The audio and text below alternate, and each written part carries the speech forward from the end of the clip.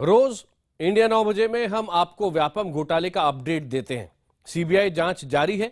एक के बाद एक सीबीआई इस मामले में नए केस दर्ज करती जा रही है। व्यापम से जुड़ी संदिग्ध मौत के सिलसिले में सीबीआई ने 2 नई प्राथमिकी दर्ज की है। आदित्य चौधरी की मौत के मामले में प्राथमिकी दर्ज कर जांच होगी कि मौत व्यापम घोटाले से जुड़ी थी या फिर किसी और वजह से हुई। आदित्य चौधरी की मौत 25 अक्टूबर 2012 को हुई थी। आदित्य का शव एमजीएम मेडिकल कॉलेज के हॉस्टल में एक फंदे पर लटकता हुआ मिला था। दूसरी प्राथमिकी जो दर्ज की गई है एफआईआर, वो बंटी की संदिग्ध मौत से जुड़ी है।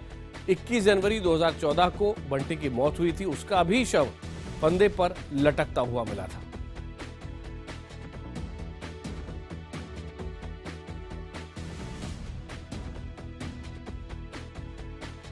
अपनी खास सीरीज में हम रोज आपको इस घोटाले का शिकार लोगों की कहानी दिखा रहे हैं। इस कड़ी में आज देखिए ग्वालियर के डॉक्टर राजेंद्र आर्या की कहानी, जिन्होंने संदिग्ध हालात में इसी साल 28 जून को दम तोड़ा।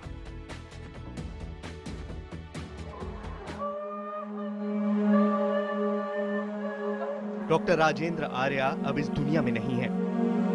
ग्वालियर के सारिका नगर में रहने वाले डॉक्टर राजेंद्र आर्या सागर के बुंदेलखंड मेडिकल कॉलेज में असिस्टेंट प्रोफेसर थे। इसी साल जून के आखिरी हफ्ते में उनकी तबीयत अचानक बिगड़ गई और 28 जून को इलाज के दौरान उनकी मौत हो गई।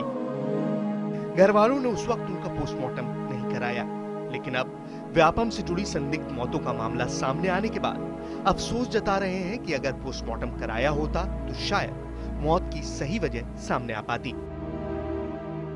आगे की जो हालात देख करके सीबीआई जो हमारी काम कर रही है, तो हम उम्मीद रखते हैं कि इनके भी केस में कुछ न कुछ जरूर प्रश्न निकलेगा।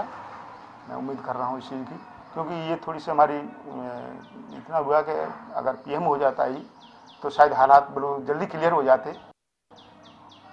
तो हमें डाउट है कि उस हॉस्पिटल से कुछ न कुछ गड़बड़ी हुआ है। व्यापम घोटाले में आरोपी डॉक्टर राजेंद्र आर्या को मई 2014 में बीएमटी कांड में गिरफ्तार किया गया था। करीब साल भर जेल में बिताने के बाद इस साल मई में वो जमानत पर रिहा हुए थे।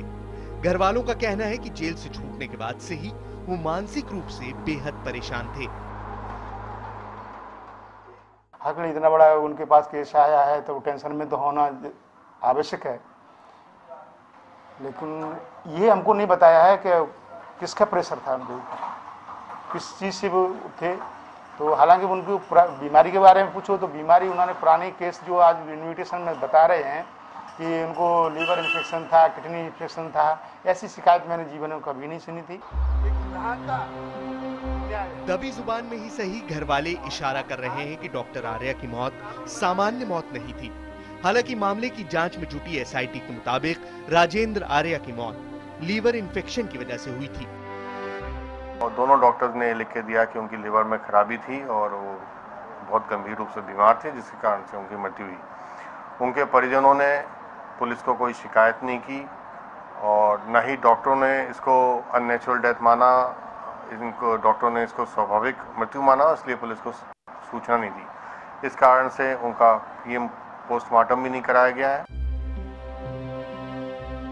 एसआईटी ने राजेंद्र आर्या की मौत से जुड़े दस्तावेज सीबीआई को सौंप दिए हैं। डॉक्टर आर्या के परिजनों को उम्मीद है कि शायद सीबीआई की जांच में उनकी मौत का सच सामने आ सके। मध्य प्रदेश के व्यापम भर्ती घोटाले में 3000 से ज्यादा आरोपी बने। कई आरोपियों को सलाखों के पीछे जाना पड़ा और कई आरोपियों की जमानत पर छूटने पर मौत हो गई। ऐसे में व्यापम घोटाले को मौत का कुआं तो कहा ही जाएगा और सीबीआई की जांच ही इस मौत के कुएं का रहस्य खोल सकती है। मनोज शर्मा, भोपाल, IVM 7।